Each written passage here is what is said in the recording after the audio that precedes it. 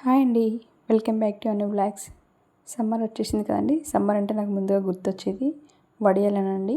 ఎందుకంటే సమ్మర్లో ఎక్కువ వడియాలు యూజ్ చేస్తూ ఉంటాం కదా, ఎండ ఎక్కువ ఉంటుందని చెప్పేసి. ఇక్కడ నేను చూపిస్తున్న బౌల్లో అయితే రైస్ తీసుకున్నానండి. ఓవర్ నైట్ అంతా నానబెట్టేసి ఉంచాను. అలాగే ఇక్కడ నేనైతే రేషన్ బియ్యం తీసుకున్నానండి.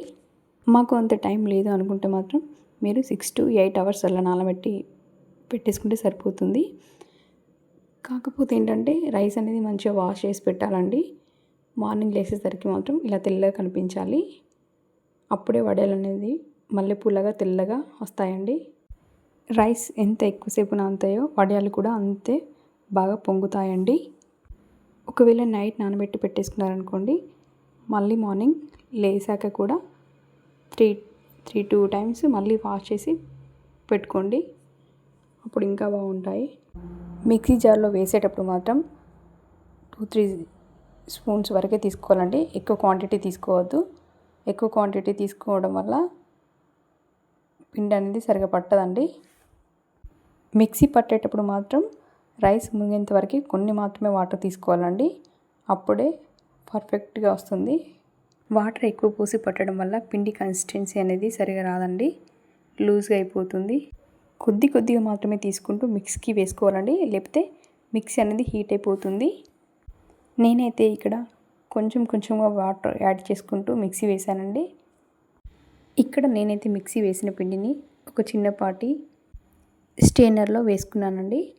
వేసుకొని అందులో కొంచెం వాటర్ యాడ్ చేసుకుంటూ, నా దగ్గర అయితే స్టెయినర్ అనేది పెద్దదైతే ఏం లేదండి, చిన్నదాంతోనే తీసుకున్నాను నేనైతే. అందులో కొంచెం నూకగా అయితే వచ్చిందండి. ఇలాగే పిండి మొత్తం మిక్సీలో వేసి స్ట్రెయినర్తో వడగట్టామంటే నూక అనేది ఏం లేకుండా పిండి నీట్గా వస్తుందండి. ఇక్కడ నేను చూపించే అప్పడాలు అయితే ఎండతో కూడా అవసరం లేదండి. ఫ్యాన్ కింద పెట్టి ఆరేసుకుంటే కూడా సరిపోతుందండి. ఎండలో పెట్టడం వల్ల త్వరగా ఆరిపోతాయండి. ఒకరోజు అయితే సరిపోతుందండి ఎండలో అయితే. మనకైతే ఇక్కడ పిండి కన్సిస్టెన్సీ అయితే ఈజీగా తెలిసిపోతుందండి. ఇలా పిండిలో గరిట అనేది తిప్పి మళ్ళీ బయటకు తీయగానే 2 లైన్స్ అనేది ఈజీగా ఏర్పడుతుంది. అప్పుడు పిండి అనేది పర్ఫెక్ట్గా ఉందని తెలుస్తుంది. ఇక్కడ నేను ముందుగా పిండిలో అయితే కొంచెం జీలకర్ర, ఎందుకంటే ఇవి మసాలా వడలు కదండి, అందుకే నేను కొంచెం జీలకర్ర యాడ్ చేశాను. అలాగే ఇందులో చిన్నగా తరిగిన కరివేపాకు రెమ్మల్ని కూడా కొంచెం యాడ్ చేశాను. ఇందులో కొంచెం కొత్తిమీర కూడా యాడ్ చేశానండి, ఫ్లేవర్ బాగుంటుంది అని.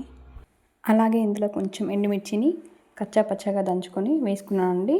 గింజలు అలాగే ఉండేలాగా నేను దంచుకున్నాను. బాగుంటుందండి. ఎండుమిర్చి గింజలు అనేవి పంట కింద తగులుతూ ఉంటే బాగుంటుందండి. అలాగే రుచికి సరిపడా సాల్ట్ వేసుకోవాలండి. ఒకసారి అన్ని ఇంగ్రీడియంట్స్ బాగా మిక్స్ అయ్యేలా కలుపుకోవాలండి. అప్పడాలు వేసే ముందు మాత్రం సాల్ట్ అనేది చెక్ చేసుకొని అప్పడాలు వేసుకుంటే పర్ఫెక్ట్గా సెట్ అవుతాయండి. ఫస్ట్ టైం చేసే వాళ్ళు కూడా నేను చెప్పే ప్రాసెస్లో చేశారంటే చాలా ఈజీగా చేసుకోవచ్చండి. గంచు అనేది మందంగా, పొడవుగా, కొంచెం వెడల్పుగా ఉండేలాగా తీసుకోండి. అప్పుడు వాటర్ అనేది ఎక్కువసేపు ఉంటుంది. లేకపోతే మధ్యలో వాటర్ అనేది ఇంకిపోతూ ఉంటాయి. అప్పుడు మనకి ఇబ్బంది అవుతుంది. వాటర్ క్వాంటిటీ అనేది ఎక్కువ ఉండేలాగా చూసుకొని స్టవ్ మీద పెట్టేసుకొని, నేనైతే ఇక్కడ 2 కర్చీఫ్స్ తీసుకున్నానండి. 2 కర్చీఫ్స్ థ్రెడ్తో గట్టిగా ముడి వేసుకోవాలి. వేసుకున్నాక కింద కూడా కర్చీఫ్స్ థ్రెడ్స్ అనేవి కిందికి రాకుండా కింద ఉన్నవి కూడా మంచిగా ముడి వేసుకొని పైకని ముడి వేసుకోవాలండి. లో టు హై ఫ్లేమ్లో స్టవ్ అనేది పెట్టేసి దానిపైన ఒక మూత పెట్టేసి ఉంచాలి. కొద్దిసేపు ఉంచిన తర్వాత ఆవిరి వచ్చాకే మనం వడియాలు అనేవి దానిపైన పోసుకోవాలి. అప్పడాలు పోసిన వెంటనే మూత పెట్టేసి ఉంచితే ఆవిరికి 2-3 minutesలో ఫాస్ట్గా రెడీ అవుతాయి. ఇలా వేసి అలా తీసేయచ్చండి చాలా ఫాస్ట్గా. ఒక సైడ్ వంట చేసుకుంటూనే ఒక సైడు అప్పడాలు అనేది వేసుకోవచ్చండి. ఇక్కడ నేను చాకుతో అయితే తీస్తున్నాను చూడండి. చాకుతో కూడా చాలా ఈజీగా వచ్చేస్తుంది. చాకు వాడినప్పుడు మాత్రం కొంచెం జాగ్రత్తగా చూసుకుంటూ తీయండి, ఈజీగానే వస్తుంది. ఫస్ట్ పోసే 1-2 అప్పడాలకు మాత్రమే కొంచెం టైం తీసుకుంటుందండి. మిగతా అప్పడాలకైతే ఫాస్ట్గానే అయిపోతుంది. ఇలా వేసి అలా ఈజీగా తీయొచ్చండి.